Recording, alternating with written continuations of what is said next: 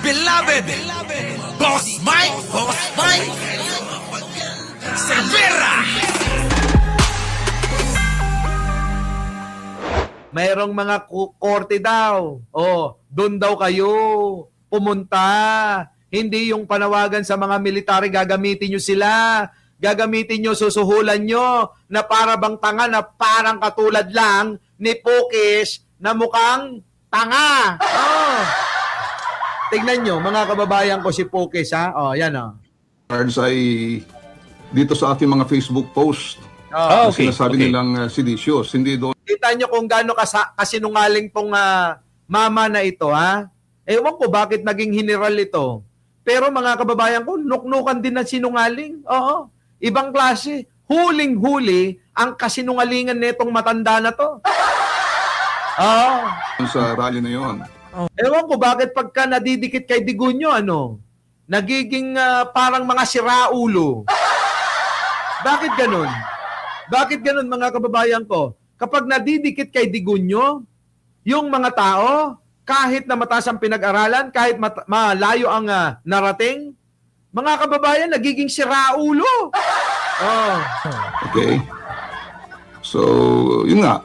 Sinasabi ng seditious yung mga statements ko, yung mga post ko sa Facebook. Oh, ang sinasabi niya, yun daw mga post niya daw sa Facebook, kaya daw siya nakasuhan ng sedition and rebellion. Wala naman daw siya na sinasabi sa mga rally na na nananawagan siya na pabagsakin si Pangulong Bongbong. Wala daw ganun. Oh. Ng CIDG.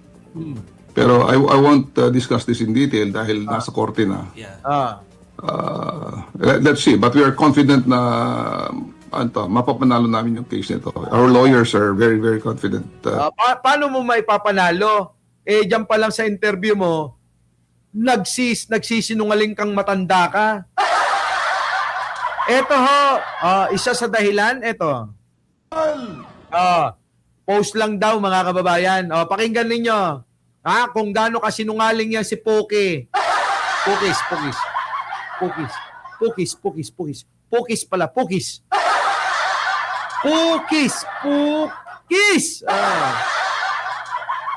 Sorry naman talagang hindi ko mabigkas ng diretso minsan nakakalimot ako. Tsaka medyo may pagkabulol ako eh. Pukis.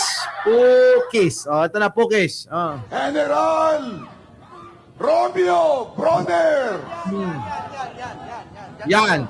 Sabi pa nung mga amuyong, yan. Chief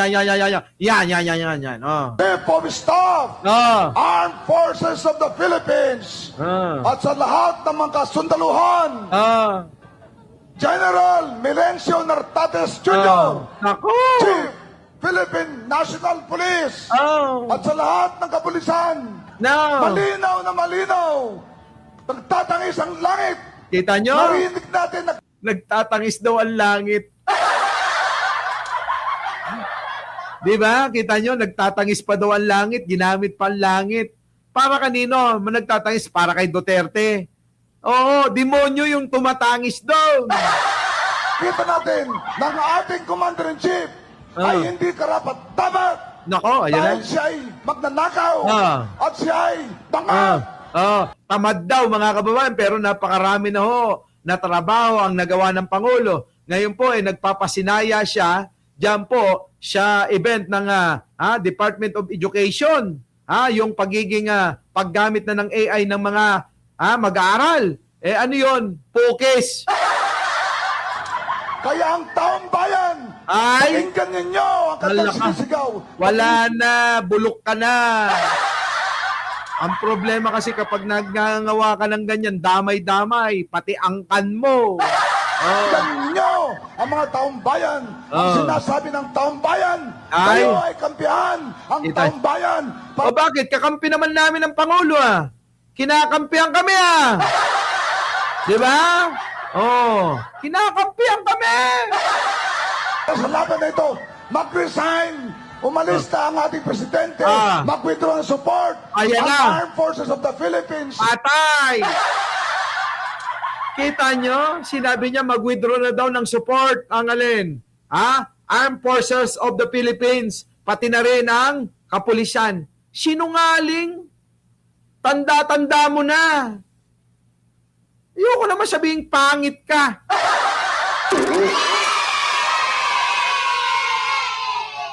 Oy, kanino ba tong lolo? Kanino bang tatay ito? Hindi ba kayo nahihiya rito? Oy, yung tatay nyo, oh, sinungaling, oh. Hindi ba kayo nahihiya? Kita nyo mga kababayan ko, napakasinungaling, ano? Yan ang sinasabi ko. Pagka sinungaling, sinungaling na yan. Hindi na yan magbabago, mga kababayan. Diba? Anyways, mga kababayan, eto, bago tayo magtapos, meron akong dahu. Dahu, ang isang anak ng mayor na nakakapag-franchise ng food chain. Ano? At mga kababayan ko, nakasama pa rin sa payroll siya kanilang munisipyo. Allah ka, mga kababayan. Sino ito? Anak ng isang mayor na nakakapag-franchise ng food chain. Oo. At naka-payroll sa munisipyo.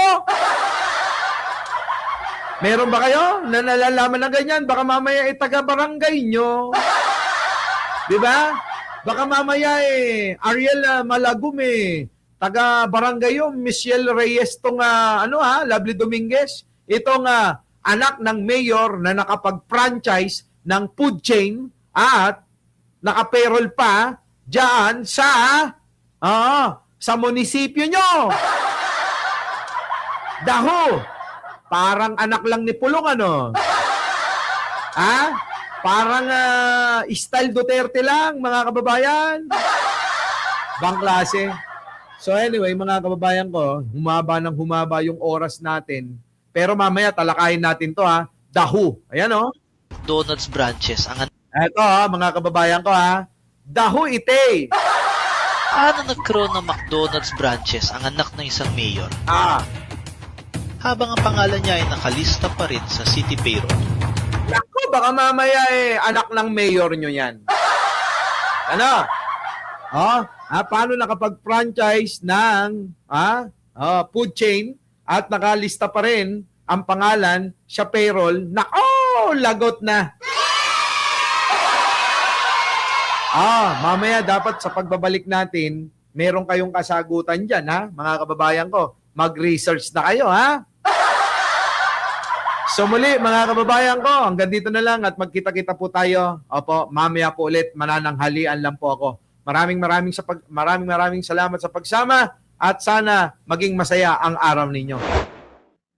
Our beloved Boss Mike!